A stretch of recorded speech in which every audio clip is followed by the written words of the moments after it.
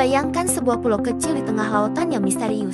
Tidak ada sinyal, listrik, atau teknologi. Hanya hutan lebat, pantai pasir putih, dan terumbu karang yang melindungi rahasia besar di dalamnya. Pulau Sentinel Utara, sebuah tempat yang seakan tidak terjamah oleh waktu, terletak di Teluk Benggala. Namun, bukan keindahan alamnya yang membuat pulau ini terkenal, melainkan penghuni misteriusnya, suku Sentinel. Suku ini adalah kelompok manusia yang hidup sepenuhnya terisolasi dari dunia luar. Mereka menolak segala bentuk kontak dengan orang asing. Bahkan, mereka akan menyerang siapa saja yang berani mendekat. Tidak ada jalan raya, tidak ada listrik, dan tidak ada jejak peradaban modern di sana. Pulau ini adalah dunia kecil yang tetap hidup dalam tradisi ribuan tahun silam.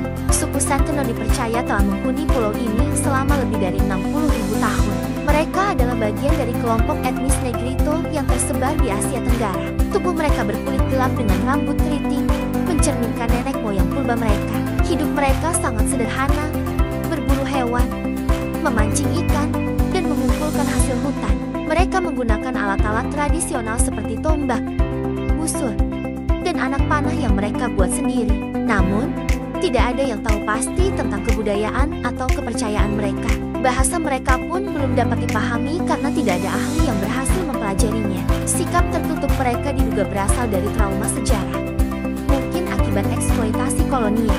Selain itu, ancaman penyakit modern menjadi salah satu alasan penting mereka menghindari dunia luar. Mereka tidak memiliki kekebalan terhadap penyakit dari luar, membuat kontak dengan orang asing sangat berbahaya. Pada tahun 1981, kapal Primrose terdampar di dekat pulau ini. Awak kapal berharap bantuan, tetapi malah diserang dengan hujan panah oleh penduduk Sentinel. Kisah ini menjadi bukti nyata bagaimana kerasnya mereka menjaga wilayah mereka dari gangguan. Salah satu insiden tragis terjadi pada tahun 2006. Dua nelayan India tanpa sengaja mendekati Pulau Sentinel dan akhirnya dibunuh oleh penduduknya. Tubuh mereka tidak pernah ditemukan.